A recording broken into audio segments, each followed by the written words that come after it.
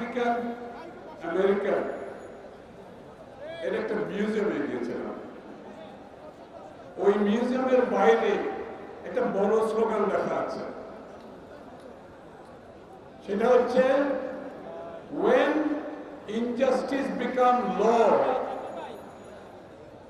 resistance become a duty। অর্থাৎ যখন অন্যায় আইনে পরিণত হয়, প্রতিরোধ কর্তব্য হিসাবে পরিণত হয়। বাংলাদেশে আইনের শাসন আছে। বাংলাদেশে যদি আইনের শাসন না থাকে, বাংলাদেশে যদি অন্যায় আইন হয়ে যায়, তাহলে প্রতিরোধ কর্তব্য হয়ে পড়ে। ঠিক আছে, এটা হচ্ছে মূল কথা। যেখানে আইন নাই, আইনের শাসন নাই, মানুষের জীবনের নিরাপত্তা নাই, যেখানে মানুষের ভোটাধিকার নাই, যেখানে মানবাধিকার নাই, যেখানে গণমাধ্যমের স্বাধীনতা নাই, যেখানে বাক স্বাধীনতা নাই, যেখানে জীবনের নিরাপত্তা নাই, যেই দেশে ৬০ লক্ষ বিরোধী দলীয় নেতা কর্মীর বিরুদ্ধে মিথ্যা মামলা দিয়ে ভিন্ন মত ভিন্ন পক্ষে বন্ধ করে দিতে চায়, যে দেশে এই রেজিমের বিরুদ্ধে কথা বললে গুম হয়ে যায়, খুন হয়ে যায়,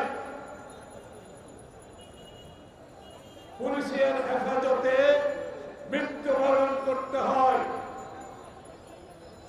জেলখানায় বিনা চিকিৎসায় মৃত্যুবরণ করতে হয়,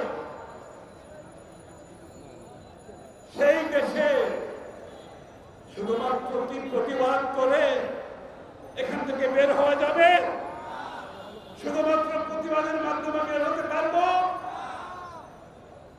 তাহলে আমি সেই কথা আবার মনে করিয়ে দিচ্ছি, যেখানে অন্যায় আইনে পরিণত হয়, সেখানে প্রতিরোধ কর্তব্য হিসাবে মেনে নিতে হবে। কেন বেগম খালেদা জিয়া আজকে জেলের মধ্যে আছে?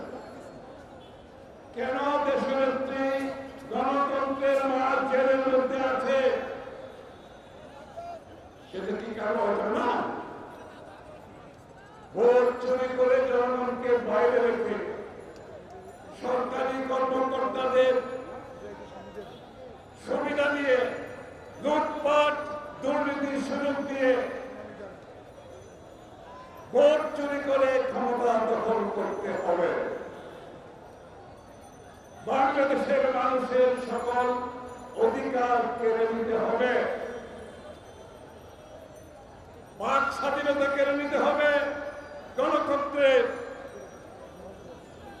সমস্ত গণতান্ত্রিক কর্মকাণ্ড কেড়ে নিতে হবে, জীবনের নিরাপত্তা কেড়ে নিতে হবে, দেশ বিক্রি করে দিতে হবে, দেশ বিক্রি করে দিতে হবে। তাহলে দেশের নেত্রী বেগম খালেদা জিয়াকে বাইরে রেখে এটা কি সম্ভব হবে? তাকে তো জেলে যেতে হবে, অন্যায়ভাবে জেলে যেতে হবে। আজকে তারা বিচারে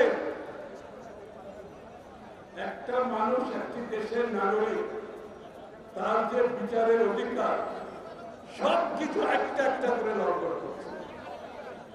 আমি যদি বলি আপনাদের একটু উদাহরণ হিসাবে, জাতিসংঘের যে মানবাধিকার ঘোষণা করেছে, আন্তর্জাতিক মানবাধিকার ঘোষণা, সেখানে আর্টিকেল 11-এ পরিষ্কার ভাবে বলা আছে বিচারের বেলায় কেউ যদি কারো অজান্তে যদি কোনো কিছু ঘটে থাকে তাকে দণ্ডপ্রাপ্ত পুনর্বিচার করা যাবে না, তার বিরুদ্ধে দণ্ডপ্রাপ্ত কোনো বিচার হতে পারে না। বাংলাদেশের সংবিধানে পরিষ্কার ভাবে বলা আছে আমাদের বিচারের অধিকারের কথা তারা লঙ্ঘন করছে। বাংলাদেশের আইনে আছে বিচারের কথা, তারা লঙ্ঘন করছে। বন্ধুগণ, আমি বক্তব্য শেষ করছি। বৃষ্টি যে কোনো সময় আসবে, আমাদের আরো প্রয়োজনীয় বক্তারা আছে। আমি ঘুরে ফিরে যে বেগম জিয়াকে অন্যায়ভাবে ওনার কোন এই মামলার সাথে, এই টাকার সাথে ওনার কোন সম্পর্ক নাই, ওনার অজান্তে এই কাজটি হয়েছে এবং তাকে শুধুমাত্র ভিতরে রাখার উদ্দেশ্য হচ্ছে যে আজকে জোর করে তাদেরকে ক্ষমতায় থাকতে হবে। তারা আবার ঘুরে আসি, যেখানে অন্যায় আইনে পরিণত হয় সেখানে প্রতিরোধ অনিবার্য। পারবেন প্রতিরোধ করতে? পারবেন প্রতিরোধ করতে? প্রতিরোধের মাধ্যমে দেশের একটি বেগম খালেদা জিয়াকে মুক্ত করতে হবে। সবাইকে ধন্যবাদ।